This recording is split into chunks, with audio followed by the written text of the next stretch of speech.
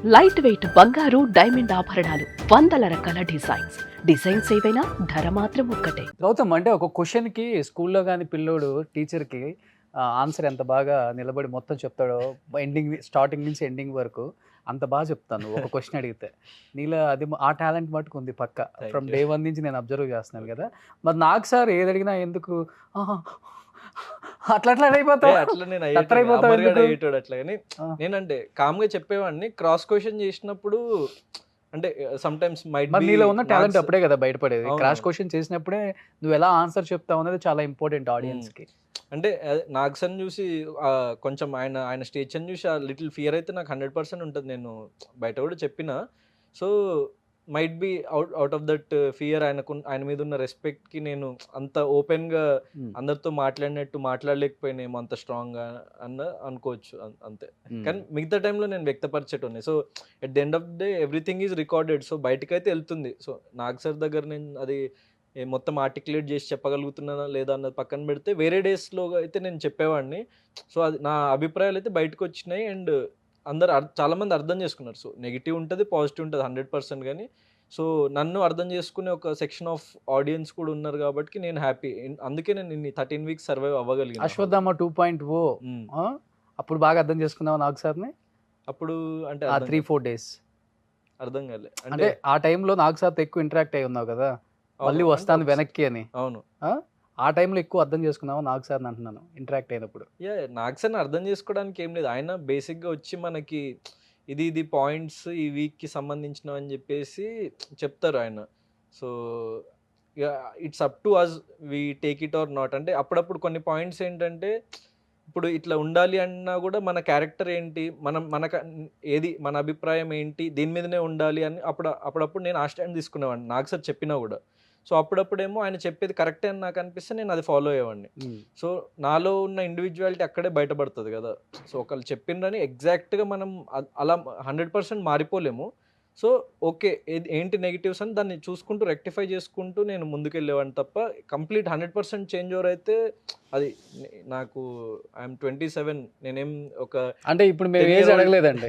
10-year-old అబ్బాయిని గౌతమ్ అంటే reveal చేస్తున్నాడు అనమాట. అట్లని కాదు నేను అనేది.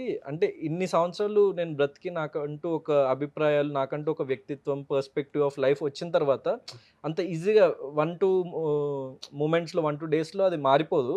సో నేను ఏదైనా తప్పు చేస్తే అది రెక్టిఫై చేసుకొని ముందుకెళ్ళేవాడిని తప్ప. మెచ్యూరిటీ వచ్చిందా బిగ్ బాస్కి వెళ్ళిన తర్వాత? వెళ్ళక ముందే వచ్చిందా? ఇంకా అది maturity is something that we gain every day. So అట్లా అప్పుడు వచ్చింది ఇప్పుడు వచ్చింది 100% అని ఎవరు చెప్పలేడు. 10 సంవత్సరాల తర్వాత చూసుకుంటే ఇంకా మెచ్యూర్డ్గా ఉంటాయి, 20 సంవత్సరాల తర్వాత చూసుకుంటే ఇంకా మెచ్యూర్డ్గా ఉంటాయి. అంటే కంటిన్యూగా నాగ్ సార్ క్వశ్చన్స్ అడిగినప్పుడు అనిపించింది ఎప్పుడైనా కానీ టార్గెట్ చేస్తున్నారు నన్ను కొంచెం పర్లేదు అంటే అనిపించిందా? అనిపించడం అని కాదు అంటే. సో ఐ ఫీల్ బ్యాడ్ అంటే కొంచెం సెన్సిటివ్ నేను. సో కొంచెం బాధ అనిపించేది. బట్ నాగ్ సార్ నుంచి వస్తుంది కాబట్టి సో ఆయన అంటే నాకు చాలా respect at the end of the day. And ఆయనని నేను చూస్తూ ఆయన ఫిల్మ్స్ ఎన్నో చూస్తూ నేను లైక్ ఇన్స్పైర్ అయినా. సో నాగ్ సార్ కూడా ఆన్ స్టేజ్ చెప్పిన నేను. సో ఒక పాయింట్లో ఏమనిపించిందంటే ఆయన నన్ను తిట్టని పొగడిని. సో ఆయన నా కోసం టైం తీసుకొని నాతో మాట్లాడుతుండు, ఈ పాయింట్స్ చెప్తుండు, అది చాలు నాకు అని చెప్పేసి నేను ఫిక్స్ అయిపోయినా. సో అందుకే ఏమైనా అన్నా కూడా నేను నవ్వుతూ ఉండేవాడిని. ఏదో పెద్ద బాధపడిపోయి ఏడ్ చేయడము, కన్నీళ్ళు గార్చేయడం అట్లాంటివి ఏం చేయలేదు నేను. కానీ సెన్సిటివ్ అంతే. లోపల అనిపిస్తుంది చిన్న అది వస్తుంది. కానీ బౌన్స్ బ్యాక్ వెంటనే మళ్ళీ బౌన్స్ బ్యాక్ అయ్యేటోని, నార్మల్ అయిపోయేటోని వెంటనే. సో ఇప్పుడు చాలా సెన్సిటివ్ కాబట్టి నీ ఫ్రెండ్స్ కొంతమంది ఉన్నారు ఇక్కడ. ఓకే, వాళ్ళని చూసి లోపల ఏమనిపిస్తుందో చెప్పు ఒకసారి. ఫస్టే వచ్చాడు నీ పీక పట్టుకోవడానికి. వెరీ ఫన్నీగా. సో కలుస్తుంటాం బయట కూడా, కలిసి మూవీస్ కూడా చేస్తాం. Very good friend. Okay, big బాస్లో తేజ ఎలా ఆడాడంటే ఏమని చెప్తావు? ఒక అది ఆడియన్స్ చెప్పాలి, వాళ్ళ ఆట గురించి డిసైడ్ చేయడానికి I'm no one. But as a person like he's a very funny guy and మంచి ఫ్రెండ్. ఇప్పుడు పీక పట్టాడు కదా నీది. అప్పుడు కూడా ఏమనలే, ఇప్పుడు కూడా ఏమన్నా. నేను ఇప్పుడు ఏమనలే ఆ విషయం కోసం. ఆడియన్స్ హట్ అయ్యిండ్రు అండ్ మా ఫ్యామిలీ వాళ్ళు కొంచెం హట్ అయింది, నా ఫ్రెండ్స్ కొంచెం మంది హట్ అయ్యిండ్రు. సో వాళ్ళకి వచ్చి సారీ చెప్పిండు. వాడు బయటికి ఎలిమినేట్ అయ్యి బయటికి రాగానే మా ఫ్యామిలీని కలిసి కూడా ఈ told sorry and it's okay అంటే ఇట్స్ పార్ట్ ఆఫ్ గేమ్. నేను అంత సారీ చెప్పాడా? నాకు కూడా అప్పుడు కూడా సారీ చెప్పి నేను అప్పుడే నువ్వు కావాలని చేయలేదు నాకు తెలుసు అని చెప్పేసి అన్న అప్పుడే ఇమీడియట్గా. సో నెక్స్ట్ సో తిను కూడా like very good friend and so ఇంతకుముందే మీరు వచ్చే షోకి వచ్చే ముందే మాట్లాడినా. Okay. So will work together soon, ఎందుకంటే కొంచెం మంది ఎక్స్పెక్ట్ చేస్తున్నారు ఫ్యాన్స్ కూడా. So will work together soon, ఏదైనా మూవీ కానీ వీడియో సాంగ్ కానీ. So we're planning something. అంటే ఫ్యాన్స్ ఎక్స్పెక్ట్ చేసేది వేరు అండ్ మీరు ఎక్స్పెక్ట్ చేసేది అదే మంచి ఫ్రెండ్స్ అనే, అంటే తను బయటకు వచ్చిన తర్వాత కొంచెం, ఎందుకంటే 5th వీక్లో అప్పుడే మా మధ్య చిన్న రప్చర్ జరిగింది ఆ లెటర్ టాస్క్ దానివల్ల. సో ఇంకొక 1-2 వీక్స్ ఎక్స్ట్రా తను ఉండున్నా అప్పటికి సార్ట్ అవుట్ అయిపోయేది. నేను తనకి ఎక్స్ప్లెయిన్ చేసేవాడిని, లేకుంటే సారీ చెప్పేవాడిని. అప్పటికి ఆల్రెడీ సారీ చెప్పిన తనకి మల్టిపుల్ టైమ్స్ లోపల ఉన్నప్పుడే. కానీ ఇంకా తన హీట్ ఆఫ్ ది మూమెంట్లో రావడము, అండ్ కొంచెం మంది ఏమన్నారంటే గౌతమ్ వల్ల వచ్చేసినావు అని. ఎందుకంటే ఒక్కొక్కళ్ళు ఇక ప్రపంచం అనేది నా వల్ల ఎందుకు వస్తుంది, తను at the end of day audience voting is matter కదా.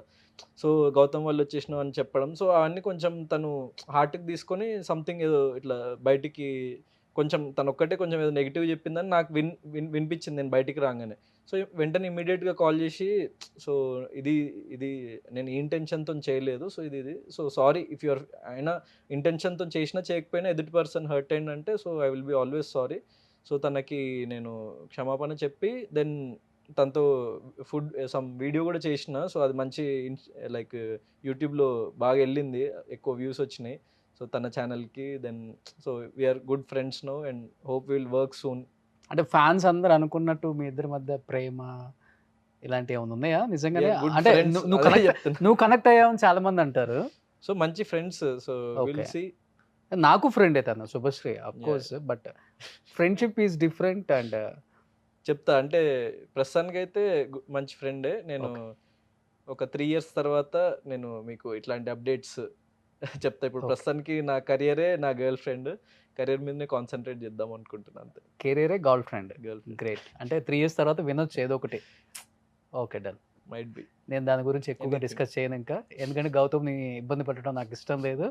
Gautam, wish you good luck and congratulations. వేరే అమ్మాయి కూడా అయి ఉండొచ్చు చాలా మంది. సో ఎవరైనా ఈ ప్రపంచంలో ఉన్న అమ్మాయిలందరూ సో నా సొంతమే అనుకుంటావా? నా సొంతమే అని కదా, ఐఎమ్ ఓపెన్ టు ఎవ్రీవన్. వాళ్ళ లవ్ ని ఇంకా షవర్ చేస్తూ ఉండండి.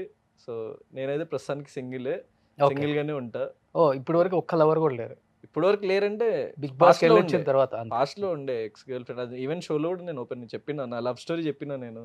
అది వచ్చింది episode recent week 13th week లో. సమ్ కాఫీ బ్రేక్ సంథింగ్ ఇచ్చిండ్రు అప్పుడు, టీ టైం అప్పుడు. అది చెప్పిన లవ్ స్టోరీ, నా బ్రేకప్ స్టోరీ అది. ఓకే. కాలేజ్ లో. సో ఇద్దరు హీరో హీరోయిన్లు కనిపించబోతారు మాకైతే. Yeah might be, we are hoping. Okay. One of the coolest Shobha Shetty. Yeah Shobha తింతో ఓన్లీ అమ్మాయిలో నాకు ఎవరితో నేను కొంచెం హీటెడ్ ఆర్గ్యుమెంట్ జరిగిందంటే ఓన్లీ శోభ. ఎందుకు మీ ఇద్దరికి ఎప్పుడు? అంటే కొంచెం నాకేమైనా ఏదైనా ఒక వర్డ్, చిన్న ట్రిగర్ పాయింట్ ఏదైనా వర్డ్ అంటే నేను హర్ట్ అయిపోయి నాకు కోపం వస్తుంది యూజువల్గా. అది నేను తర్వాత రియలైజ్ అయినా. సో అప్పుడు షో ఆఫ్ అనడం కానీ, తర్వాత ఇంకా ఎప్పుడైనా ఏదైనా ఒక మాట అంటే నేను అది తీసుకోలేక సీరియస్ అయ్యేవాడిని. కానీ శోభ కూడా ఒక పాయింట్లో ఏమైపోయిందంటే, సో అమ్మాయిలకి అది అంతా ఎపిసోడ్లో రాలేదు కానీ ఎవరికైనా హెల్త్ బాగాలేకపోతే సో నాకు తెలుసు కాబట్టి మెడిసిన్ కానీ, లేకపోతే హాట్ ప్యాక్ చేసి ఇవ్వడం కానీ, లేకపోతే వాళ్ళకి ఒక న్యూట్రిషన్ పౌడర్ పంపించేవాళ్ళు బిగ్ బాస్ టీమ్ నుంచి బాగాలేనప్పుడు. సో అంటే వాళ్ళకి ప్రోటీన్ అండ్ సమ్ కార్బోహైడ్రేట్స్ అది మిక్స్ ఉన్నది. So I use to mix that and give. వాళ్ళు ఎవ్రీడే తీసుకుంటుండ్రా లేదా అని I will make sure. So అట్లా ఒక పాయింట్లో అమ్మాయిలందరికీ నా మీద ఒక చిన్న సాఫ్ట్ కార్నర్ వచ్చిందనమాట. సో ఏదైనా చిన్న గొడవ జరిగినా అక్కడ వరకు ఉండేది తప్ప అది క్యారీ ఫార్వర్డ్ అయ్యేది కాదు. సో లాస్ట్ ఫ్యూ వీక్స్ చూసుకుంటే సో నాకు అమ్మాయిలతోనైతే యాజ్ సచ్ అంత ప్రాబ్లం ఎప్పుడు లేదు హౌస్లో కూడా. అండ్ ఒక ఫోటో చూసిన నేను ఇంతకుముందే సోషల్ మీడియాలో, ఒక దసరా అప్పుడు నా సేవింగ్ అప్పుడు నేను నిలబడి ఉంటా, అటు నుంచి ఇద్దరు, ఇటు నుంచి ఇద్దరు అమ్మాయిలు వాళ్ళు ఇట్లా నా చేయి పట్టుకొని ఉంటారు అనమాట. సో అంటే అంత కనెక్ట్ అయిపోయినా అనమాట ఆన్ ఏ ఫ్రెండ్లీ బేసిస్. యూజువల్గానే కనెక్ట్ అయిపోతావు, అది వేరే విషయం. ఇంకా కనెక్ట్ అంటే I mean on a friendly basis.